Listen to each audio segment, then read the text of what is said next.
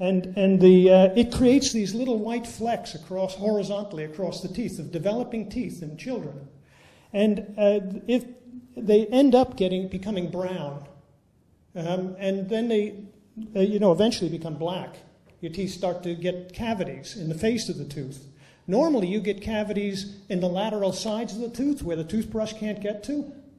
But because of fluoride, you have a new kind of cavity that's being created. One through the front of the tooth, right through the enamel of the front of the tooth, because now they're porous. Because what fluoride has done is it has actually made the tooth enamel porous. And so there are little holes, thousands of little holes. Those white patches you see on your children's teeth are actually holes. You could put surgical needles into those. And you could get hundreds of surgical needles into those little holes. Their teeth have now been, that's a visible sign of fluoride poisoning. Just as if you were poisoned by lead, you would get a blue-black line across your gums. And that's an indication that you've been poisoned by lead. And it's a warning to tell you not to stop taking the lead in. In the same way, the damage to your teeth is an indication that you should stop taking this. Now think about this logically. They're putting this in the water supply to prevent dental caries, which only about 20% of the population get cavities at all. So you're talking about a small number of children, 3% of the population, who have the really bad tooth problem, but now we supposedly reduced a few cavities for them, and meanwhile we've given 50% of the population a new dental disease that never existed before. Does this make sense? Nothing about this makes sense. The whole thing is absolutely crazy. And yet you're voluntarily allowing them to drug you every day through your water supply. It's a drug. Nobody has that right. Take the power back from these people. Refuse to pay your taxes. Do something. Join a group. Get angry.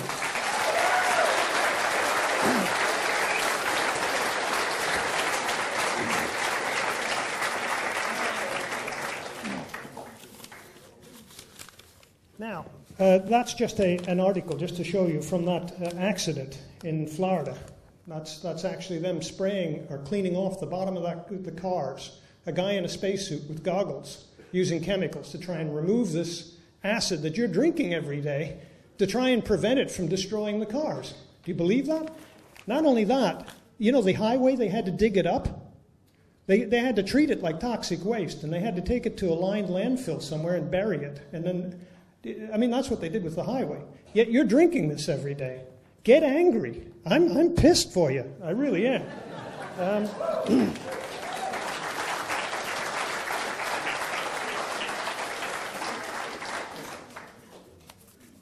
Now,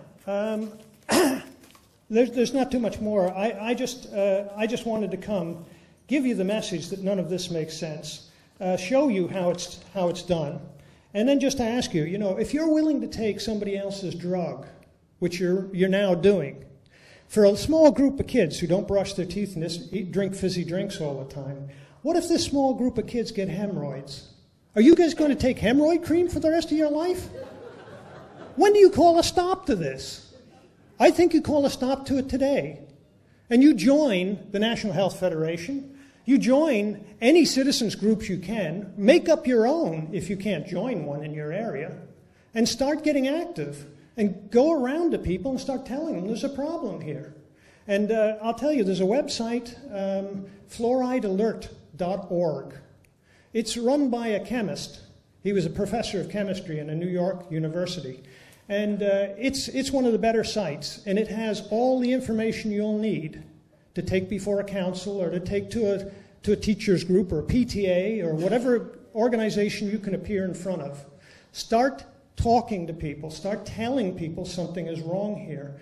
There's going to be a public meeting tomorrow, and I think Scott Tips is going to be at it. Yes. The National Health Federation will be there to speak at it, and it's going to be held in the Teacher Center in Parnell Square West in Dublin, right? Tomorrow at 2:30. And I would just urge you, if you have nothing planned, get there and join a group or start your own. There's another group also represented by Guy Jerry here in the audience. He started a group. Just find a way of starting to get organized. You've got to get this stopped. You've been drugged against your will for 45 years.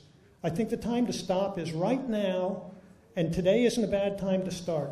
And start finding out who you can talk to. Go to politicians, whatever you can do.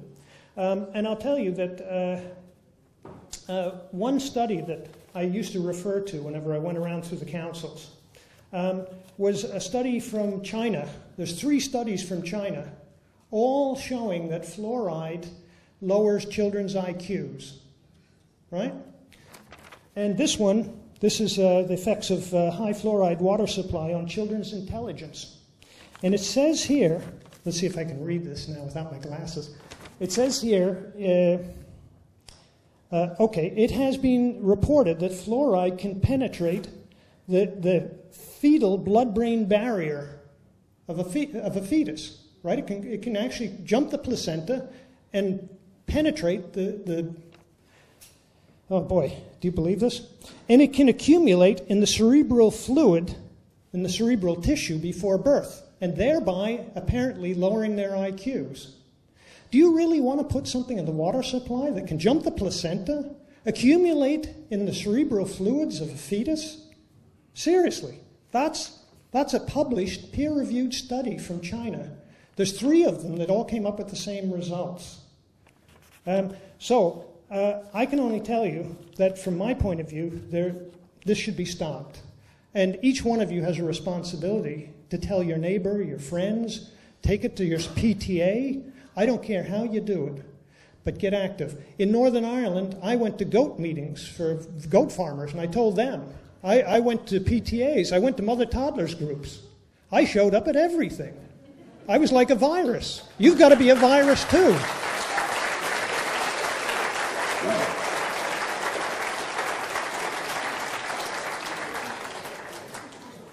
And, I just want to point out that also, these kids who have the really bad tooth problem that we have here, we know who they are. They have dental records. We know where they live. Why don't we drive over to their house and give them some fluoride tablets if they really need them? And then it's not my problem and it's not your problem. Let them take some tablets. It's nothing to do with the water supply. What the hell are we doing here putting drugs in? Christmas, this is insanity.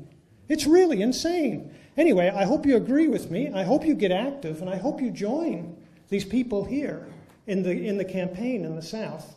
Now, I was down here once before, and I helped organize citizens groups in the South as well. And we did marches on the Dole. We did marches on the Health Board. There were marches in Sligo.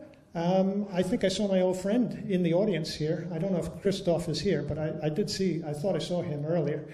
And he did a march once every 2 weeks on the Health Board, on the NHS, on whoever. And it had an effect, because then the council voted against it. So a lot of your councillors are vulnerable at a time of voting.